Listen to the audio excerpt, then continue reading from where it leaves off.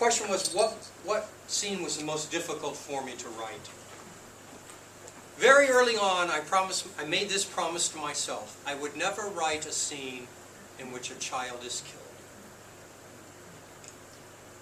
I'm a father. I'm a grandfather.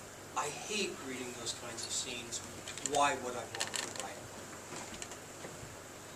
And then I began thinking about the story that became Copper River. And the more I thought about Copper River and the issue at the heart of Copper River, it became apparent to me that I needed to open this book with a child dying.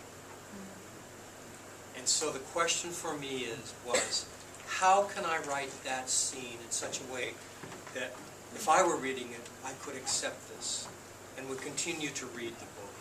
And so I wrote what I consider to be one of the best openings I've ever written for a novel in Copper River, in which a child dies.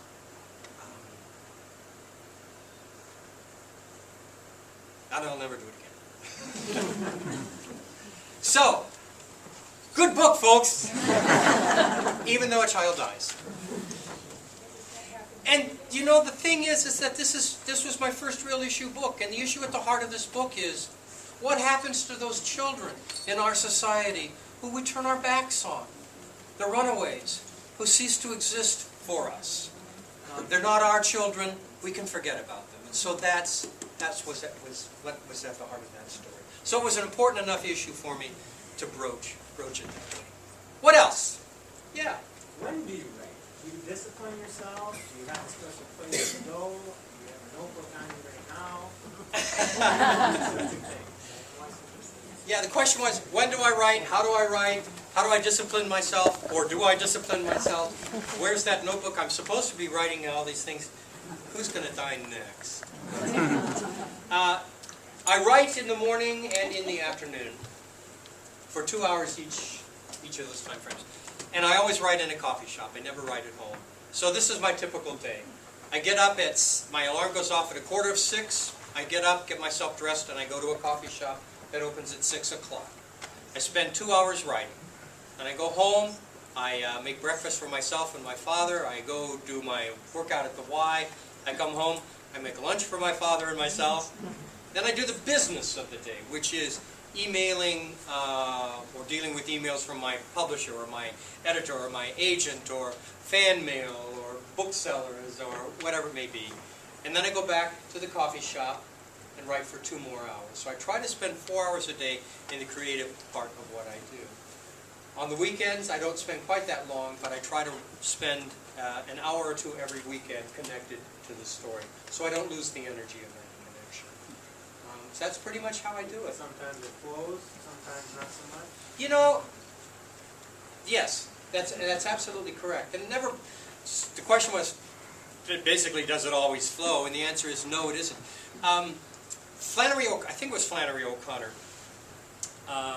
was famous for writing, or it might have been Eudora Welty. Anyway, a famous Southern writer was well known for writing the same 2 hours. She only wrote 2 hours every day, the same 2 hours every day. And she was asked in an interview, does the muse always visit you? And her response was, no, but I want to be there when she does. And that's kind of how I feel. I've written so long now that I have so many techniques if things aren't going well for what I do. So that I never walk into the coffee shop afraid that writer's block is going to get me. And it never has. The question is, what coffee shop? For 25 years I wrote at a place called the St. Clair Broiler in St. Paul. And the reason is that when I really decided I was going to be a writer, my wife was in law school, and I was the sole support of the family. And so I realized if I was going to write and meet my responsibilities as a husband and father, I had to figure out a way to do that. Ernest Hemingway, I said, was one of my heroes. What I knew about Hemingway was that he wrote first thing every morning. I thought it was the most creative time of the day. So, St. Clair Broiler, I was living 2 blocks from it, opened its doors at 6 a.m. My wife kicked me out of the house at 6 a.m. and said, go write. So I did. And that's how kind of my process developed. In those days, I would write from 6 o'clock until 7:15, hold up my notebook. I wrote longhand. For most of my writing career, it's been longhand. Went out front, caught the bus at 7:20 that took me to work. And that was the discipline I followed for Iron Lake, Boundary Waters, and Purgatory Ridge. Because I was working full-time while I was writing these 3 books. And you know, I'll tell you this about that. I'm going to tell you this about that. That did 2 things for me. It helped me to develop the discipline, which I think is really necessary for any artist. I don't care what venue you're working in. The discipline for my art. But years later, when I looked at that, I realized it had done something even more important for me. I realized that if I wrote first thing in the morning, I fed something in me that needed to be fed. And it gave me the energy to go out into the world and get to whatever I had to give to it to keep a roof over my head and food on the table, because I'd already taken care of myself artistically. It had become, basically for me, the way in which I centered myself in every day. And that's still an important function of my writing. It's the way I center myself so that I can go out and give to the world whatever I have to give to it. A couple more questions, and I think we're going to, if there are a couple more questions, yeah. Do you write your own synopsis, or does somebody else do it for you? And when you're talking about the synopsis, which synopsis are you referring to? Any of them. You know, because there is a synopsis that will appear on the dust jacket of most of the books. That's one thing.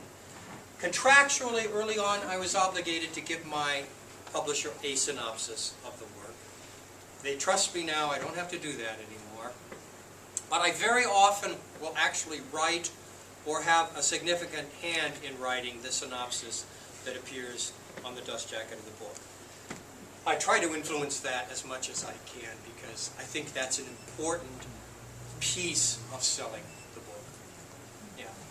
But every writer I know who has a contractual obligation to deliver a synopsis of his or her manuscript, that's the worst part of our job, because nobody writes a good synopsis.